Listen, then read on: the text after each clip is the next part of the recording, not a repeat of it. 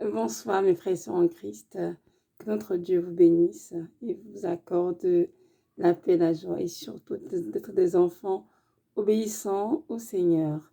Aujourd'hui, nous sommes le 9 octobre 2021. Je vais juste faire un petit partage pour nous exhorter tous à prendre conscience que nous sommes dans le temps de la fin et que c'est important de ne pas s'endormir, mais de rester éveillé, dont je parle de spirituellement parlant bien sûr, et de prier, de veiller de prier, comme dit le Seigneur, parce que l'ennemi de nos âmes est déchaîné et il fait, fait tout son possible, je dirais, avec ses agents pour drainer beaucoup d'enfants de Dieu en enfer. Donc c'est important d'être vigilant, bien sûr, de prier, de se sanctifier et de garder nos yeux fixés sur le Seigneur, sur sa parole. Aujourd'hui, je vais vous partager avec vous au niveau de, comment dirais-je, de la nourriture, ce que nous mangeons. C'est sûr, depuis quelques semaines, j'enseigne sur la sanctification et c'est important de comprendre en fait que tout tourne autour de la sanctification parce que sans la sanctification, nul ne verra le Seigneur, ni lors de l'enlèvement, ni après la mort. Donc c'est important que chaque enfant de Dieu qui désire entrer au ciel puisse se sanctifier et vraiment qu'il applique son cœur en fait à désirer la sanctification et à donner de l'aide au Seigneur pour être sanctifié. Oui, mes frères et sœurs en Christ, même ce que nous mangeons doit être sanctifié. Ce que nous buvons doit être sanctifié. Il y a des fois, on a très faim, on voit le repas et on se dit là-dessus, on se met à manger. Et on lui dit, oups, tiens, je n'ai pas prié. Si nous voulons être honnêtes envers nous-mêmes, on pourra tous témoigner que ça nous est arrivé au moins une ou deux fois. En tout cas, moi, ça m'est déjà arrivé. J'ai tellement faim et j'ai commencé à manger sans prier. Là, je dis, oups, Seigneur, je vais prier. Et je me suis arrêtée pour prier. Ça, ce n'est pas bien. C'est très important de prier pour tout ce que nous mangeons, tout ce que nous buvons, même ce que nous achetons du marché, les vêtements, les choses à la maison. Il faut prier surtout. Pourquoi? Parce que nos âmes est déchaînée et depuis plusieurs années, il pollue tout ce qui est dans ce marché, dans le but justement d'assembler les enfants de Dieu, les empêcher d'avoir cette communion avec le Seigneur et bien sûr de finir la course au paradis. Nous devons savoir qu'il utilise toutes les méthodes possibles pour nous souiller et pour nous éloigner de notre Seigneur. Mais si nous restons vigilants et que nous appliquons la parole du Seigneur, on sera épargné de tout cela. Il y a de cela quelques années, j'avais écouté un enseignement justement dessus. J'ai fait un témoignage en fait. Et à ce moment-là, j'ai compris, on va prendre l'habitude de prier surtout. Prier sur la nourriture. Quand on fait des courses, je priais surtout pour sanctifier, en me mettant dans le frigidaire, en arrangeant les armoires. Quand je devais vêtements pour les enfants, pour moi, pour tout le monde, je priais en fait.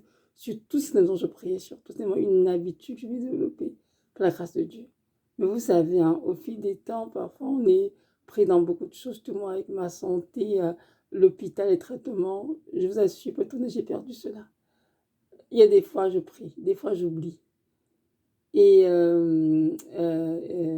hier, j'écoutais une sœur en Christ, très proche du Seigneur, et elle rappelait cela. L'importance vraiment de prier sur tout ce que nous avons dans notre bouche. Et le Seigneur m'a dit, tu te rappelles, Evelyne, qui est quelques années, tu le faisais tout le temps, mon enfant. En cours, tu as été volé et tu as abandonné cette pratique qui est salutaire pour ta famille et toi. Il m'a dit, retourne à cela. Percevez les choses que tu as commencé le Saint-Esprit. Ne les abandonne pas comme le font certaines âmes. Il dit, Seigneur, je te demande pardon. Il est vrai qu'il fait dans ma vie. Je veillais tout ce qui était dans ma maison. Je priais pour tout, sur tout. Je sanctifiais avant l'utilisation. Mais j'avoue que depuis avec mon problème de santé et des enfants, c'est difficile, je n'ai pas tout géré. Et j'avoue que j'ai perdu cela. Donc j'ai dit, Seigneur, je vais recommencer cela. Et j'ai donc recommencé. Et je viens aujourd'hui vers vous pour vous encourager à en faire autant. Je vous exhorte, vivant mes frères et sœurs en Christ, de prier sur tout ce que vous achetez, sur tout ce que vous mangez, tout ce que vous buvez, même votre eau. Priez là-dessus. Pourquoi? Parce que c'est ta prière qui sanctifie. C'est le sang de Jésus que nous prenons sur tout ce que nous mangeons, nous buvons, et sur nos affaires, qui les sanctifie. Si nous mangeons comme nous vivons sans avoir prié, on est sûr qu'on est géré des choses qui sont souillées. Donc c'est très important de réaliser que la nuit est avancée. Sur la dernière heure, le Seigneur vient bientôt et il y a de plus en plus d'attaques mises sur pied par l'ennemi pour traquer et vraiment détruire l'enfant de Dieu.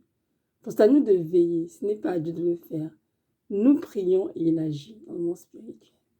Notre part, c'est de prier. Notre part, c'est de lire la parole, mais de la mettre en pratique. Et le Seigneur fait le reste. Donc, parlons toujours dans le thème de sanctification. La nourriture que nous mangeons doit être sanctifiée.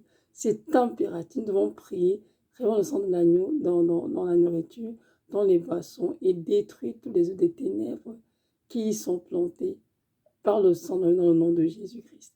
Vous le faites tous les jours.